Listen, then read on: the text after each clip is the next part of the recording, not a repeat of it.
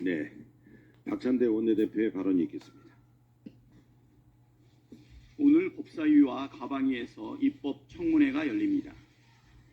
법사위는 해병대원 순직 수사 외압의 실체를 규명하고 대통령의 개입 여부를 확인하기 위한 입법청문회를, 과방위는 윤석열 정부의 방송 탄압과 언론 장악 실태에 대한 입법청문회를 각각 엽니다.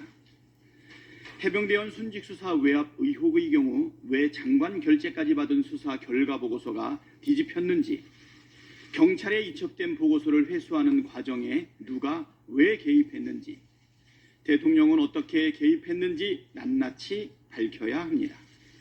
최근 언론 보도를 통해 윤석열 대통령이 직접 개입한 정황들이 속속 드러나고 있습니다. 수사 보고서를 경찰로부터 회수한 2023년 8월 2일 당일만 해도 윤석열 대통령은 이종섭 장관에게 3차례 직접 전화를 하고 임기훈 국방비서관에게 전화를 하고 신범철 국방부 차관에게 전화를 했습니다.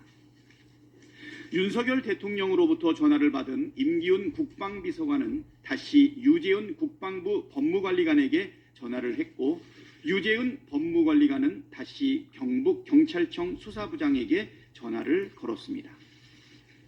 윤석열 대통령이 신범철 차관에게 전화하고 약 3시간 뒤에 국방부 검찰단이 경북경찰청으로부터 수사보고서를 회수했습니다.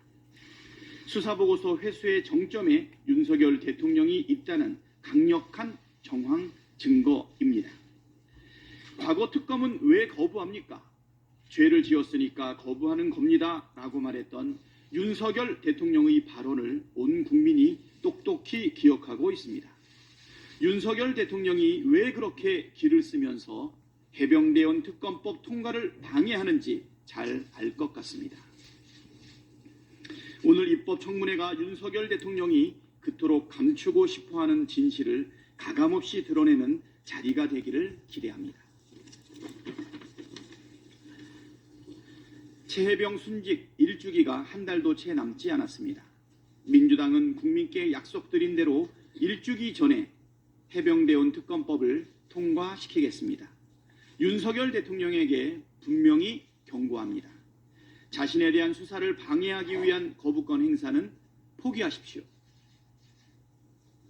만일 국회를 통과한 해병대원 특검법을 또다시 거부한다면 스스로 범죄자라고 자백한 것이라 국민은 여길 것입니다.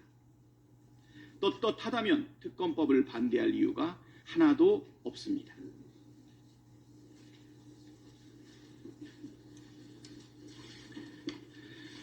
국민권익위원회가 청탁금지법에 대한 질의에 답변을 내놓았는데 가관입니다.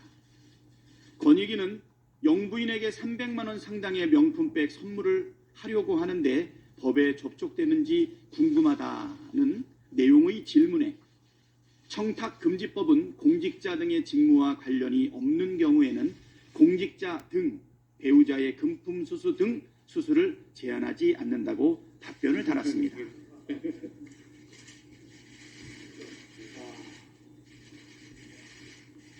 다시 말해서 직무 관련성이 없으면 금품 수수를 해도 된다는 뜻입니까?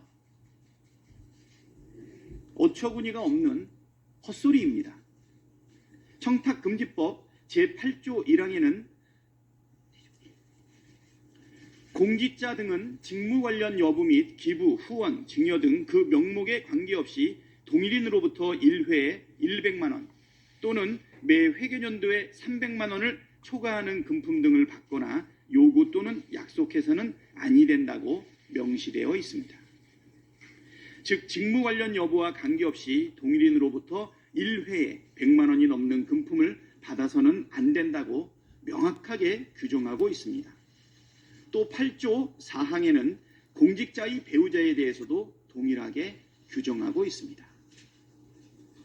김건희 여사에 대해 면죄부를 주려고 하다 보니 청탁금지법을 멋대로 왜곡 해석하는 지경에까지 이른 것입니다. 국민 권익 보호와 청렴한 사회 구현을 위해 탄생한 권익위가 권익 보호와 부패한 사회구현을 위해 노력하는 기관으로 전락해버렸습니다. 이렇게 막 나갈 거면 국민권익위원회가 존재할 이유가 하나도 없습니다. 건의권익위원회 또는 국민부패위원회로 개명해야 되지 않겠습니까? 이상입니다. 네, 국가의 가장 중요한 책무는 국가 공동체를 유지하고 국민의 생명 안전을 지키는 것입니다. 그래서 안보 문제는 언제나 가장 중요한 국가 과제입니다. 그런데 지금 한반도의 안보가 점점 위태로워지고 있습니다. 남북 관계도 점차 긴장의 도가 높아지고 있고, 특히 한반도를 둘러싼 국제 관계도 점점 악화되고 있습니다. 최근에 중국 또 러시아를 포함한 북방 관계가 계속 악화되고 있었는데, 그저께 푸틴의 북한 방문 후에 포괄적인 전략적 동반자 관계에 관한 조약이 북한, 러시아 간에 체결됐습니다. 그 내용이 매우 위태롭습니다.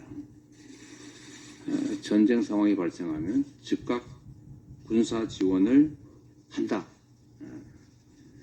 거의 군사 동맹에 가까운 조약입니다. 우리 정부는 이에 대해서 즉자적인 대응을 하고 있습니다. 우크라이나에 대한 무기 지원을 검토하겠다라는 등의 조치를 하고 있는데, 글쎄 이게 과연 이 문제를 해결하는, 그리고 좀 더 크게 본다면 한반도를 둘러싼 안보 환경을 개선하는 조치가 될 것인지 악화시키는 조치가 될 것인지는 우리 국민들께서 판단하실 수 있을 것 같습니다.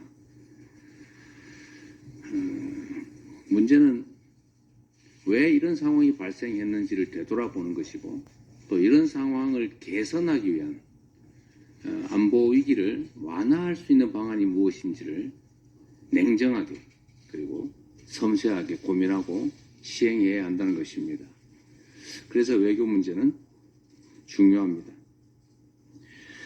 그런 면에서도 이 정부의 예측하기 어려운, 이해하기 어려운 이런 외교 행태에 대해서 외통위 그리고 국방위를 신속하게 열어서 그 원인과 현상을 점검하고 대책을 강구해야 합니다. 그런데 아직도 외통위, 국방위가 구성되지 못하고 있습니다. 신속하게 여야 간 협의를 통해서 외통위와 국방위를 구성하고 활동을 본격적으로 시작해야 될 것입니다. 언제까지나 기다릴 수는 없는 일 아니겠습니까? 여당에 요구합니다. 정략에 갇혀서 중대한 안보 현안을 외면해서는 안 됩니다. 즉시 국회로 나와서 이 위중한 안보 문제에 대해서 원인 분석을 통해서 대책을 강구해 나가도록 촉구합니다. 오늘 해병 순직 사건 그리고 진상규명을 방해하는 수사 외압 사건의 진상규명을 위한 중요한 청문회가 열립니다. 국민의 명령을 받들어서 진실의 문을 활짝 열어 젖혀야 합니다. 그리고 그에 상응하는 책임을 반드시 물어야 할 것입니다. 정부 여당은 지금이라도 은폐에 급급할 것이 아니라 국민의 명령에 따라서 진실을 밝히는 일에 동참해야 합니다. 우리 민주당은 오늘 청문회를 시작으로 특검법을 통과시켜서, 그리고 또 그에 병행해서 국정조사를 통해서 반드시 진상을 규명하고 상응하는 책임을 묻는 한편으로 다시는 이런 일이 발생하지 않도록 하는 방지 대책을 세우도록 해나가겠습니다. 억울한 죽음의 진상이 낱낱이 밝혀질 때까지 유가족과 국민들께 드렸던 약속을 반드시 이행하겠습니다. 회의를 마치겠습니다.